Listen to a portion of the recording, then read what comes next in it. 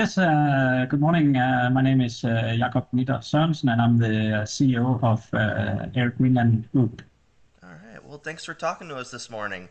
I'm going to read a couple of questions, not only from us, but from our readers about anything they're interested in about your airline there in Greenland. First question is, once your newer runways open in Nuuk, Ilulissat, and others, are you going to phase out your international hub there in Kangerlussuaq? Yeah, so today with Kangerlussuaq being the main hub, of course, the idea is to switch the main hub to Nuuk, and with Ilulissat as a secondary hub. We'll still be flying into Kangerlussuaq with domestic aircraft, and hopefully there will also be demand for international charter flights to Kangerlussuaq in the future. Because I believe that Kangerlussuaq will continue to be an attractive destination, both for tourism purposes, but also with increased military activities. So in terms of being the main hub, yes, we are going to switch to Nuuk, but we will still be flying into Kangerlussuaq. All right. Um, and I know you kind of briefly mentioned that you're going to shift your hub. Does this also mean your new seasonal service from Kangerlussuaq to Billund is going to switch to Nuuk? Yeah, most likely. Well, yeah, that's going to be the case. Six Around 50-60% of the passengers, the total passengers, are going to with Nuuk as final destination. So it makes sense also to switch the Billund service to Nuuk in the future. All right. Will the service with your A330neo, is that going to be going to Nuuk or Ilulissat, or is it going to kind of alternate between the two? It's probably going to be primarily Nuuk, and then in the high season, we will alternate a little bit. The seasonal demand in Ilulissat is very variable, with very high demand in the summer months and very low demand in the winter time. So in the summer months, there will make sense with the 330, but not in the winter time, where we'll probably be utilizing or dispatching an aerobody aircraft to Ilulissat. You recently announced that you're going to be resuming flying to Iqaluit in May of 2024. How do you plan on expanding with your newly announced partnership with Canadian North out of their hub there in Iqaluit? Yeah, so we were very excited to start flying that route again. There are many ties between our regions, our countries, both cultural, also business-wise.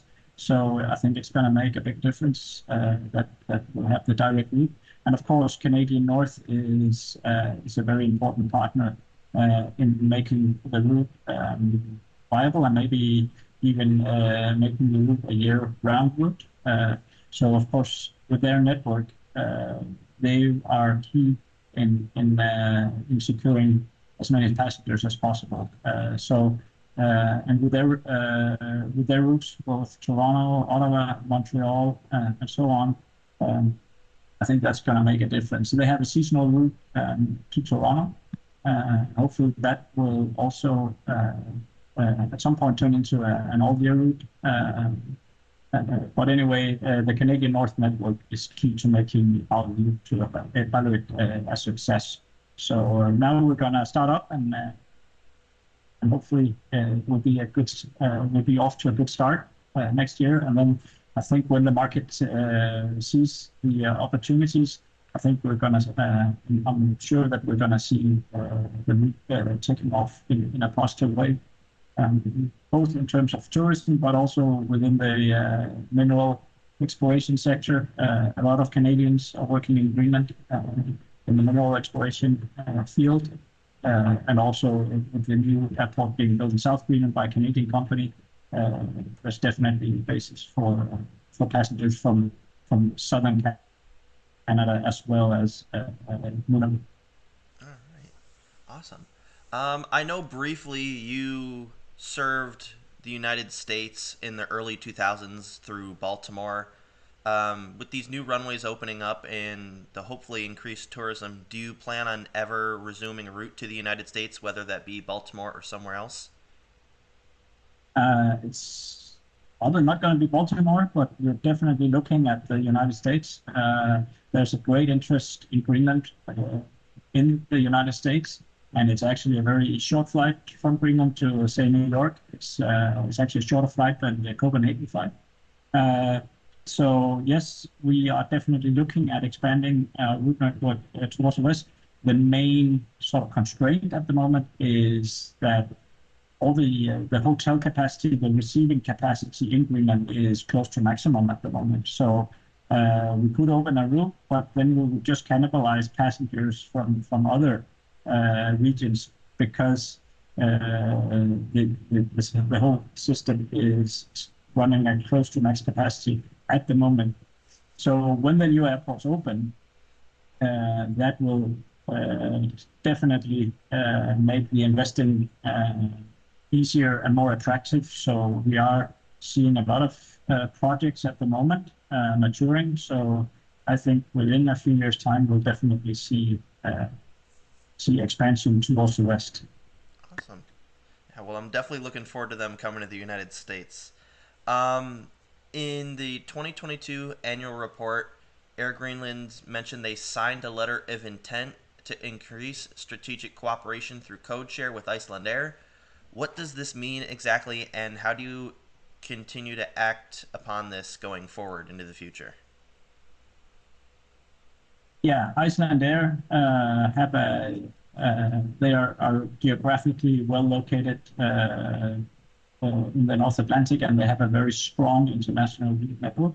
And especially the North American network is very interesting for Air Greenland. And as I mentioned earlier, if we're going to increase towards the west, towards the US, the code share agreement with Icelandair is a very important step in building the traffic and can benefit both airlines, especially at the current time where, as I mentioned, the capacity is constrained.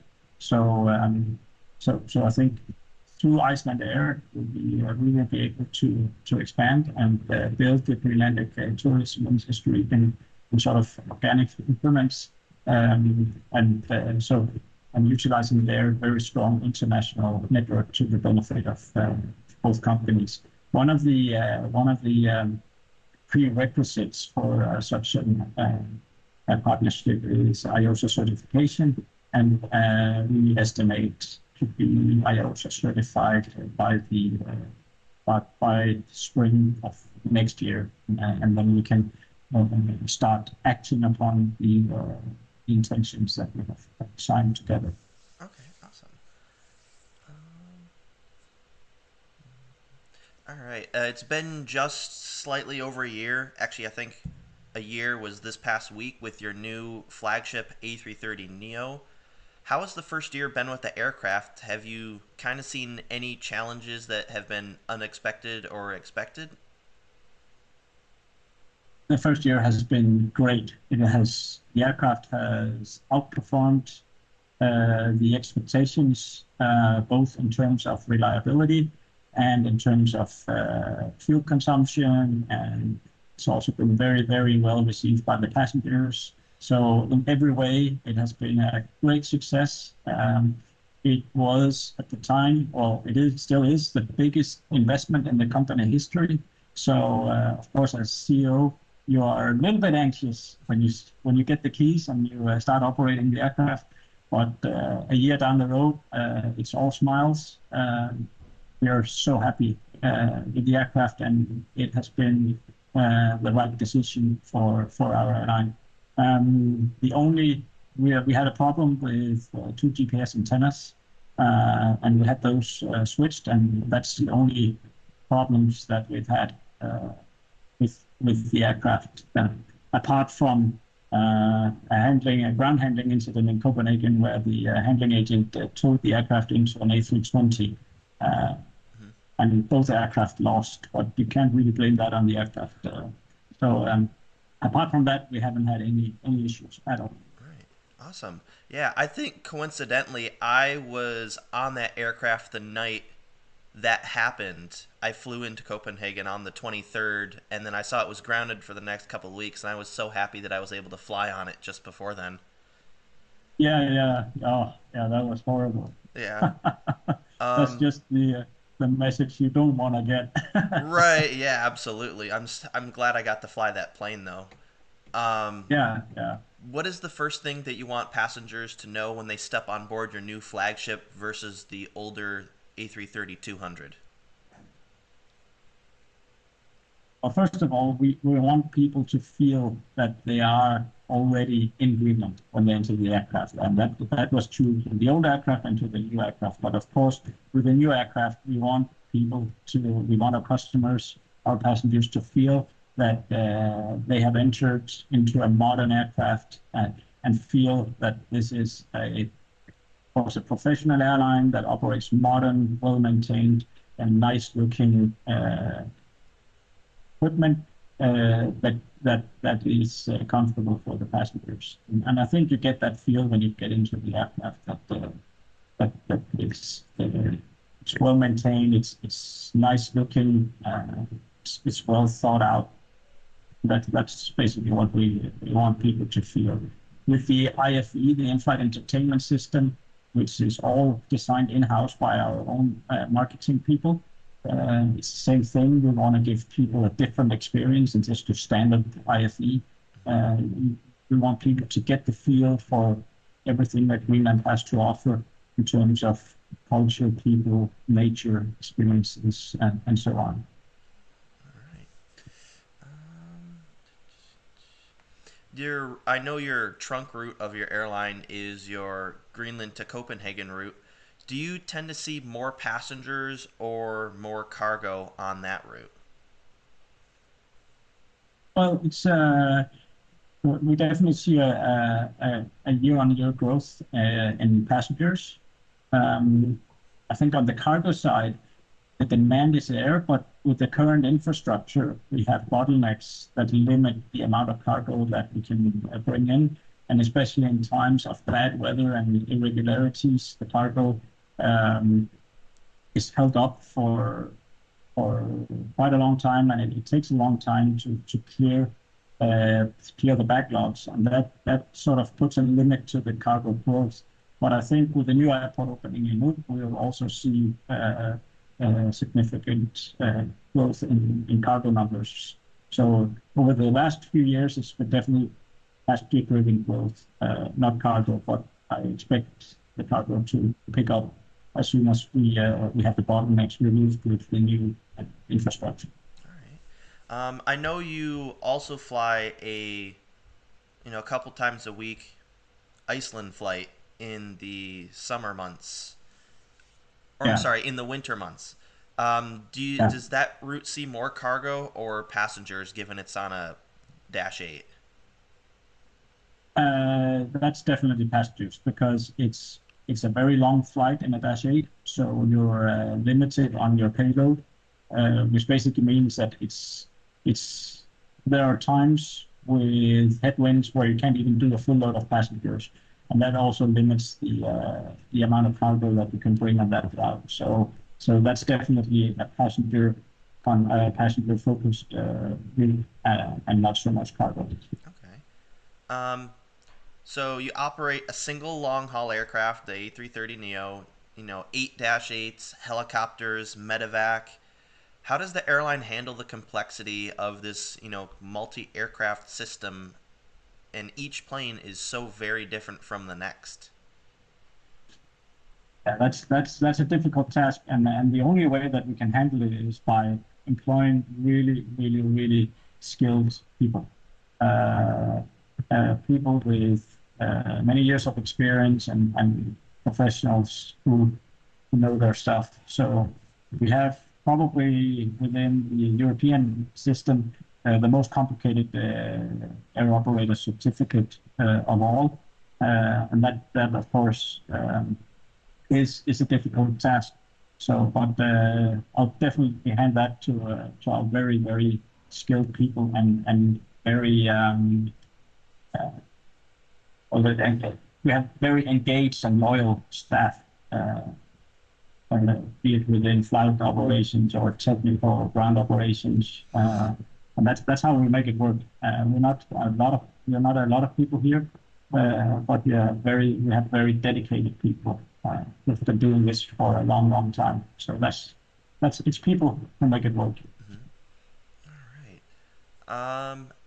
As the Dash 8s, you have 8 of those. As they increase in cycles and the hours that they've flown, what are the plans to replace those, if any, with newer, slightly less old Dash 8s, or do you plan on finding a different aircraft type to replace the Dash 8s with? The Dash 8 200 that we operate, and they're all modified, by the way, to fit our current operating environment. It's a great aircraft, but it's also getting old, as you mentioned. And today there isn't really a potential replacement aircraft. We are anxious to see the new ATR 42-600 STOL version, what the capabilities of that aircraft are. So basically, we have only very few options, and one of them is, of course, extending the runways that we operate into, and that discussion is slowly starting to unfold with the government, but we don't really have very many options. Fortunately, the Dash 8 aircraft is limited by cycles, and we operate long legs, which means that we don't put very many cycles on the aircraft. So we still have quite a few years to go before they reach the limits. But of course, the older an aircraft gets, the more difficult it gets to get spare parts, the more expensive spare parts get. So we are, of course, it's something that we're looking at closely and following. And in a few years, we need to have a plan for replacing those aircraft. Replacing them with new Dash 8s is not really an option, because they are fairly new. I think the last 200 was built in 2009, so that's not really an option. I know you said the Dash 8s are modified. How and what do you do to modify these aircraft there in Greenland? So all the Dash 8 200, the 200 was born without ground spoilers. So we modified all the 200s with ground spoilers.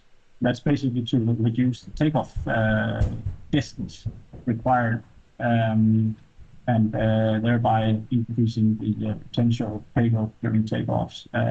We also have aircraft with long-range tanks that extends the range of the aircraft. We have put glass cockpits in some of the aircraft as well. And we have also modified, basically purchased and developed performance data that fits our current operation in Greenland. Yeah, I know. On the Iceland flight I took. I was on, I believe it was Gulf Romeo Papa was one of the auxiliary fuel tank ones, and the pilots were telling me about that. Yeah, exactly. So you increase the fuel capacity from about 2,500 kilos to 4,500 kilos, which is it's like an 80% increase of fuel capacity. Awesome. Which helps. Oh yeah, especially on those 3-hour Dash 8 flights from Iceland. Yeah, exactly. So we're kind of at the end of COVID, but how did that affect your operations there in not only Greenland, but on your international flights to Iceland and Copenhagen? So COVID hit us really hard. So in the beginning, everything was, of course, shut down. We didn't have COVID in Greenland. The government managed to keep COVID out of Greenland for a long time. So, but they were very strict on who they let into the country. So our international flights reduced to 1 a week in the beginning, with only passengers allowed by the government. But because of the cargo demand, we had to increase the flight to 3 a week, which were they were full of cargo, but we only had like 30, 40 passengers on each flight, which is not a lot in a 330. On the domestic network, we also had to keep cargo going around and medicine and COVID samples and so on. So we entered an agreement with the government to purchase basically flight hours at the cost of producing the hours, and thereby we could keep the airline going. Didn't have very many passengers, and we had to let go of about 25% of the workforce. So it was pretty tough, but we quickly came back. We had 21 in the summer season. It was really good. And once everyone got Omicron in the beginning of 22, and after that everyone just started flying again, and we were back to we are way above pre-COVID levels now. So we are trying to forget COVID and just look forward. Oh, absolutely. I know everybody is kind of trying to forget that, and I'm glad to hear that there's the passenger numbers are going up. The Copenhagen flight I was on, I believe, was completely full when I took that. But, yeah. All right. Other than your flight to Iceland, I've noticed that there seems to be dramatically fewer flights on Sundays in your system than any other day of the week. Why is this? Yeah, that's a really good question, because Sunday is typically the most busy day of the week for an airline. But that's basically because of the system here with the airports, and they are manned for 6 days a week. So if we want to fly on Sundays, we have to pay quite substantial fees, opening fees for the airports. So it's not really economically viable to operate full Sundays. We do in the summertime because we need to, but not in the winter time. And that's of course because the airports they are staffed. If they want to do a 7-day a week opening hours, they have to employ, of course, more staff, and that's only one customer, and that's Air Greenland. So that's just too expensive. All right. That's the reason. All right. With your newer runway opening there in Nuuk, how do you expect the newer approach systems? I saw that they were just put up a couple weeks ago, maybe a month at this point. How do you expect that newer landing system to affect, or I guess in this case, improve your operating there in Nuuk? I think it's going to be a game changer. It's going to make a huge difference. So we're going to get ILS, Instrument Landing System Category 1, which is of course not the best you can have, but it's a great improvement compared to what we have today. I used to fly the S8 myself as a pilot, and for the alerts out there, today we operate what is called an offset localizer approach, which basically means that you're coming off in at an angle to the airport. You're not coming straight in, and you have to be able to see the airport today from 1.8 nautical miles away, and you can go down to about 600 feet, which is a long way from the airport. With the new ILS system, you go down to 200 feet, and you'll have glide slope guidance, and you'll have nice approach slides, a wider runway, and everything. So I think that's going to greatly improve the operational reliability or the regularity in and out of. So looking forward to that, definitely. With the newer runways opening there, do you see, I know you said your tourism constraint there because of the number of hotel rooms and places to stay, and that is why you're not expanding service. Do you see that there might be any other competition when those newer runways open from other airlines? And if so, how is Air Greenland prepared to handle this new competition that they've never really kind of had in the past? Yeah, that's a good question. Of course, if you're looking at Nuuk and Ilulissat, there's definitely going to be interest from other airlines, especially in the summertime. because that's when the passenger numbers are high.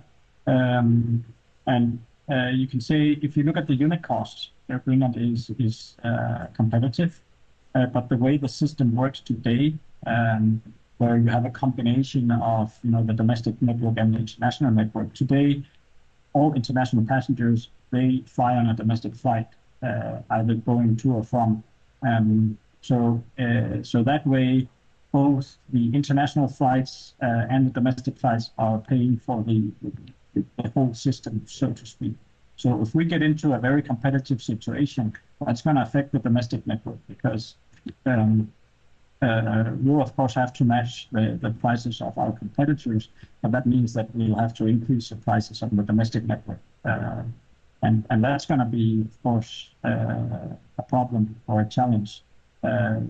As I said in the beginning of my answer, the unit cost for operating the international routes, they're competitive.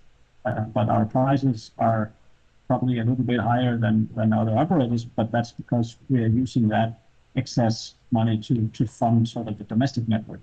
Whereas in the US, you have the essential air service. In Europe, you have the PSO system, where the government funds some of the thinner routes. We don't really have that system on the domestic network in Greenland. So that's going to be interesting to see how that plays out. If we're going to see too much cherry picking from other airlines, it's going to be a big problem for the whole system. But of course, we're preparing by having a competitive schedule, having a competitive product, and hopefully the passengers will choose Air Greenland over some of the other competitors that are potentially starting new services. All right. Your A330neo flies on 5% sustainable aviation fuel, which is really great. Is there anything else you plan on doing to increase your sustainability, not only on your A330, but your other domestic flights around the country? Yeah, and that's also a good question because one of the reasons for investing in the 5% sustainable aviation fuel was to boost investments in a sustainable aviation fuel. We were made it possible to get SAF out of Copenhagen Airport, and that's really great. The big issue for airlines today is that the production of SAF is not ramped up. It's not scaled up to a level where anyone can get it. And so if you take too much, then you just drive up the price. So it's a balance right now of supply and demand. And of course, we want to fly with as much sustainable aviation fuel as possible. But it's also a matter of driving inventions. If you look at the helicopters, we've switched the whole helicopter fleet, and especially the change from the old Bell 212 helicopters to the new Airbus 155 helicopters reduces CO2 emissions by around 40%, which is a great reduction. On the Dash 8 domestic fleet, we have a lot of initiatives on direct routings, optimum descents, apps that optimize the power settings on each flight and so on. So yes, we're doing a lot of things. We're changing all our ground equipment to electrified equipment, and so on. So yes, we're doing all that we can, and of course, we don't think it's going fast enough, but we are trying to drive the initiatives as far as we can. Awesome. I know everybody, the airline that they work for, is great. But if there was one thing you could do to improve Air Greenland right now, what would that be? Definitely better weather. Oh, I yeah. would improve the weather. The weather is our biggest challenge. And so, of course, I can't change the weather, but if we were to improve our operations, then we would definitely, if we could deal with weather conditions in a more optimum way, that would increase the experience for our customers. So we are lacking approach aids at many of the airports. If we could get better landing systems, not just in Nuuk, you said, but also on the coastal airports, that would greatly improve the operation. Well, thank you so much for talking to me. It's been great, speaking with you and asking, a list of questions with the airline, not only from me, but from our readers.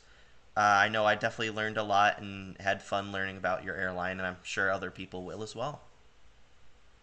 Excellent, and the pleasure is all mine, and I hope to see you back in Greenland sometime soon. Absolutely. I would love to visit Greenland again.